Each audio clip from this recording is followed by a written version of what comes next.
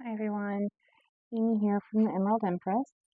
Um, I thought that I would jump on here to discuss something that keeps on being brought up by friends, family, people that I do readings for. So, this is a tarot channel, a relatively new one, although I've been reading tarot since I was about 16. So, I guess that would put it at about 21 years that I've been reading tarot. And one thing that just keeps on being brought up is the fact that people don't want to be scammed, which I understand.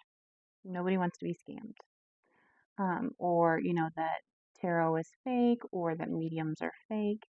And truth be told, there are a lot of con artists and a lot of scammers in this realm because it's not something that's easily measured. So, a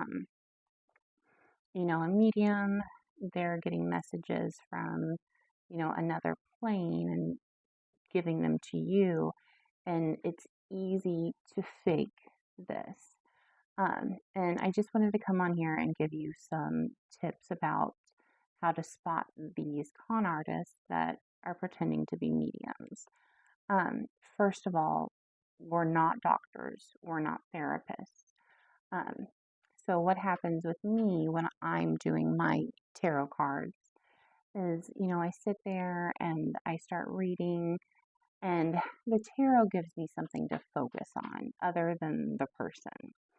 So, yes, I can sit there and I can go to sleep with channeling, but I prefer to be awake and aware. But the tarot cards, they serve two purposes. One, to give me something to focus my energy on, and two, it's verification for me. So, the messages that I'm receiving, am I also seeing them in the cards? And that kind of takes you out of the equation, which I know that sounds silly, but a lot of fake mediums or con artists will use your, um, how do I say it? Your body language, your affirmations, your looks. If you look like you don't know what I'm talking about, I'm going to change the subject. Um, or, if it looks like you're engaged and you're like, oh, you're right, you know, you're going to pick up on that. And so a lot of times what I'll do is I'll try not to focus on the person that I'm reading for. I think it's important to have face to face because messages come in so quickly, but at the same time, I don't like to focus on the person. It's distracting to me. So, somebody who is giving you advice, like health advice, kind of going back to the doctors and the therapists, mental health advice, we're not doctors, we're not therapists. So, a good medium, if they're picking up something that needs to be figured out with you, then they'll direct you to a therapist or a doctor. They'll say, I'm sensing this, you need to follow up with your doctor. And then your doctor and you can make the decision, you know, about your health. A lot of times people also will say, oh, you can just think the problem away. Well, yes, energy healing is wonderful. I won't take that away from anyone. I've seen it work wonders, but there's a lot of things in our physical body that need to be treated by a physical doctor. So that's another thing. Uh, Probably the biggest cue that you can pick up on are fame seekers and money seekers. So, anybody who's out there getting famous because of these things, that they're doing, that's an immediate red flag. Most readers, most channelers, most mediums, they don't want to be famous, um, but they do want to help people. So, that's the big difference. Money seekers, if you are with someone and they're like, an hour with me is $500. Whoa, that is way too much. Way too much to be paying anybody for a reading. Um, what you're really paying for is the person's time. So, everybody has to make a living, everybody has to survive in this world, and money is our currency. And so we need money to survive, but it shouldn't be an amount that, puts you behind. It shouldn't be an amount that is crazy. I normally say $100 or less for an hour of someone's time is a good price. So I charge $50 an hour. I'm constantly running specials, and I put them up on my social media accounts to make these things more affordable because there's got to be a balance. Let's see here. Also, parlor tricks. Like I had mentioned before, body language. They're constantly watching you to see how you're reacting and going back and forth. Um, that's another thing that you can kind of watch for. Um, or like the cold readings.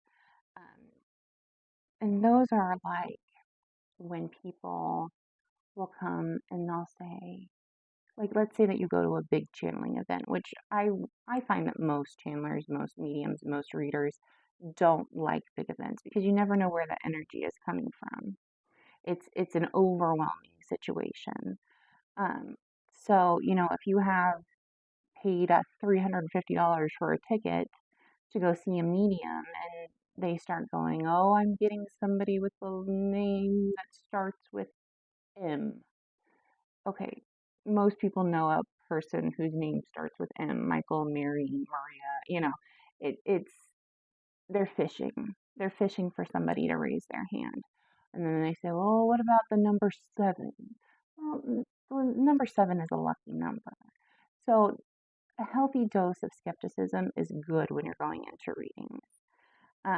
On top of that, there are such, well, I don't want to say that, but there are people out there who will con people who are going through grief. So people who've just lost a loved one, somebody who has a terminal illness, they will prey on that person because they have this thing going on that's not in the right, they're not in their right state of mind. So, when we do these things, when we offer reading, mediumship, channeling sessions, they're to help you with your problems for sure on an energetic level. So it's a deeper meaning. But someone who, oh, I just lost my mom in a car accident. Okay, well, then you've just given them a ton that they can go off of. And, when you're dealing with that, death is something that we can probably discuss in another video, but it's not what people think. It's not. And, you can look for those key phrases. Oh, that's my signal that your loved one is with me. Oh, that's my signal that they love you. Of course they love you. They're your loved one. Of course they love you. There's no grief, there's no malice, there's no pain on the other side. So usually when I go into a reading, that's usually, the vibe that we go with is that of course your loved one is fine. They're on the other side. Their energy now, whatever it is. A lot of things get lost in translation, and so I try to break it down on more of a human level in my readings. But that's just kind of how it goes. So always be on the lookout for people who, the letter J, the letter S, the number 11, the number 7, 22 or 222. They're picking up on those things and they're going with it. So just to kind of recap, the fame seekers, the money seekers, the parlor tricks, the grief vampires, you know, they're out there. They're really good at their game. But just keep in mind that a true medium, a true reader, a true channeler isn't going to be out there to take advantage of people, which I think is kind of the moral of the story here. Um, Readers will follow up. I do with my clients, especially first time people. A lot of times people will sit there at the end and they kind of have this look on their face, and after I kind of wake up and I look at them and I see, and they're kind of it, it's like information overload, if that makes sense. Um, and so I like to give them a processing time. So, a week or two to kind of process, get back to normal life, take the things that didn't resonate with you and, kind of move on from them, remember the things that do. So a typical follow-up should be, give you some space, let you figure out what all of that meant to you. And, if your reader, your channeler calls you and says, hey, I'm just going to check back in on you. We went through some fairly heavy stuff. I just want to make sure that you're doing okay and that you don't need a follow up. Either way is fine, that kind of a thing. So take it or leave it. We're all kind of just here for the helping aspect to deliver the message that the universe wants you to hear. But if you're getting a follow up right away, or even like if you follow like a tarot card reader and then 5 seconds later you get like this big long thing that obviously they send to everybody else, it's probably a fake reader. If they're constantly pushing the bookings, either you want it or you don't, either you're into it or you're not. There's no offense. Sometimes people think that they want to do one and then right before the session hits, you know what? No, I don't want to. I don't want to do this. Okay, fine. It's whatever the person that you're reading for wants because it's their message. If they don't want it, then they don't want it. And somebody who's constantly pushing bookings on you is a little, I don't know, that might just be out for the money. One thing that I will say is when you have a typical, normal, truthful reading, it is going to be insanely positive. There's never going to be any victim blaming. A lot of times, people who are con artists, they will shift it back. Like, let's say that you don't know a person with the first name who starts with a J, and that the number 11, you know, doesn't mean anything to you. Well, then they'll kind of turn it on you. Oh, well, you just didn't know about it, and I'm telling you now. Or that was kept from you, and I'm enlightening you. No, no. When you're having a true meaning, it should hit you on a molecular level. You should know these things in your soul. And, there's a lot of verification and a lot of things that will be brought up that you didn't know that anybody else knew. But I'm telling you right now, readers, they're not going to remember any of that. They're not. I very rarely remember anything in my readings because once the messages start coming in, they come in so fast that there's no way that I could keep up with everything. Um, so it's always going to be positive. There's never going to be any like victim blaming. Oh, that was your fault, or oh, your father passed, and and he really did want you to be there. What? Like, no, no, they're insanely positive.